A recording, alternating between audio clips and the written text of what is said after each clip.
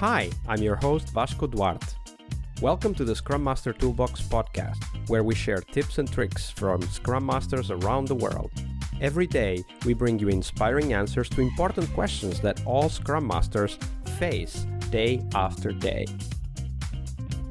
Hello everybody, welcome to our Success Thursday this week with Richard Lizama. Hi Richard, welcome back. Hey Vasco, thanks for having me. Absolutely. So Richard, today we talk success, but before we dive into that, we also want to know, what's your favorite retrospective format?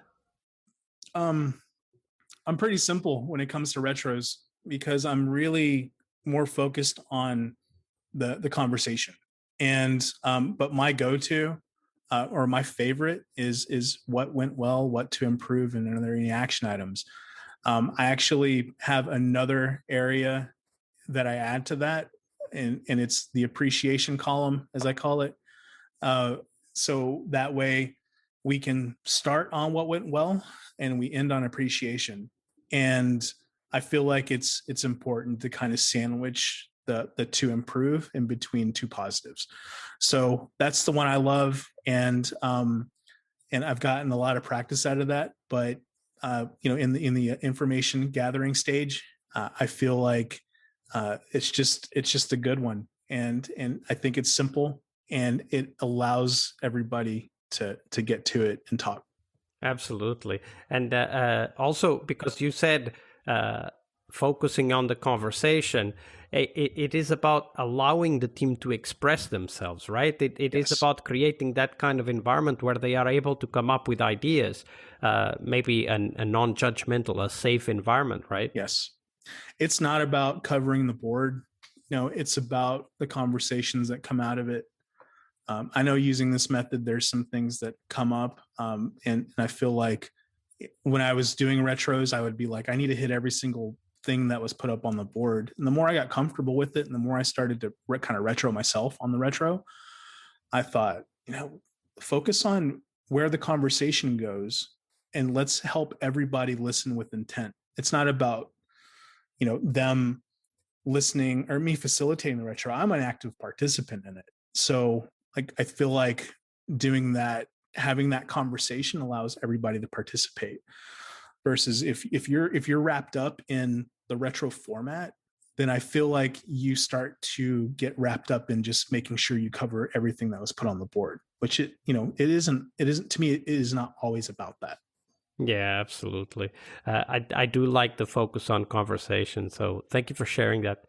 All right. So now our attention turns to the reason why we do this job in the first place, which is to have an impact, to be successful as a Scrum Master. So Richard, share with us, how do you look at success for yourself as a Scrum Master? It's hard, probably for me because I'm so hard on myself at times. But the reason why it's hard for me, and I don't know, I'd love to know your thoughts on this, but I feel like what Scrum Masters do is a lot of intangible things. There's metrics on developers, and there's metrics, and we can do throughput and all this, but how do you measure the Scrum Master's success? And I feel like there's, again, a lot of intangibles, things that you can't write down on paper. I mean, you could do surveys, like how's your Scrum Master doing? I feel like all those are important. And we do those, wellness checks, happiness, how's the team feeling at this moment, things like that. But I feel like for me, and this is something that I have to answer truthfully to myself, is does the team need you around, or do they want you around? And I've gotten that from articles and just conversations in the Agile community. Like, you go from being needed to being wanted. And I think that there was a litmus test that one of my managers said, and I kind of hold it kind of near and dear to my heart. And he goes, if I were to pull you from that team, how would that team react? And I think that's a pretty good extreme measure. It's kind of weird, but when I think about it, I think, how would the team react? And I need to adjust myself accordingly. And it's hard because I'm pretty selfless in all this. I don't really want to, I get no satisfaction from the team saying we would not survive without Richard.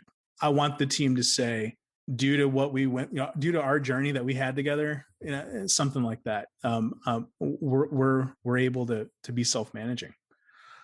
That to me feels a lot better. So kind of going back to what the manager said, I think if you're able to read a room, you could feel it.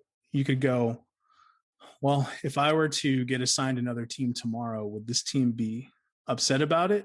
Or would they be like, see you later? And I don't know if that's necessarily what we're looking for here, but yeah, I feel like the intangibles to the Scrum Master's duty, I think there's still this mystique to what the Scrum Master does at a lot of companies. And I feel like, what we do, it's hard to measure, but if you went and asked the team, like what the Scrum team, one by one, hey, I'm thinking about moving Richard to this other team or something like that, and then getting their reaction, I feel like that would kind of be what I would need to know. You can only ask that question once, though. You can't go and ask that question every month. Yeah, right. So it's like this conundrum, and I'm still wrestling with it. I could say all the answers that kind of like I mentioned earlier, with surveys and things like that, and looking at the team's progress. Like that's something that we heard of, the measure of a true measurement of Scrum Master success. A success is how the team is performing. Like I've heard that, and I don't know, every time I have this conversation with myself or with others, I just hearken back to like the going from being needed around to being wanted around. But I always have this inner struggle with myself, like, well, how do you measure that? Absolutely.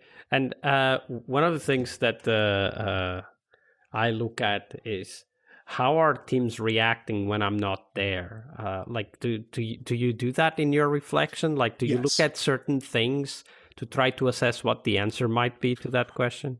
Right. Yeah. And that's how I kind of answer that question to myself. Like, do they need me around or do they want me around? If the team is able to self-manage without me being there, then that's pretty much a job well done for me. To where I can attend the calls and add value in different ways. I always feel like facilitation is the first thing that Scrum Masters focus on, but it's not the end game as far as how to be a good Scrum Master. It's one ingredient to the pie. I feel like if I can get into a call and help give feedback to how the team is doing, I feel like, if anything, that's probably a pretty good measurement, because I've gone from being a facilitator, wearing that hat a lot, to being the mentor coach to the team, if you want to take it with the 8 stances of a Scrum Master. Absolutely. And that really is the progression of the intangibles, right? Like your job changes. Is it changing? Well, if it's not changing, then probably you're not evolving. Maybe we just talked it out right now and you helped me figure it out. Right, there it is. There's the aha moment. This is why I love having agile conversations, is because you can, the soundboard, like somebody who can think of the things that you're not thinking about. But yeah, like maybe... Or just ask the stupid questions. That's my... maybe that's it. When you feel like you're more of a coach and a mentor and a teacher to the team versus a facilitator, maybe that's it. That's a good way to end this episode. Thank you very much, Richard. Thanks, Vasco.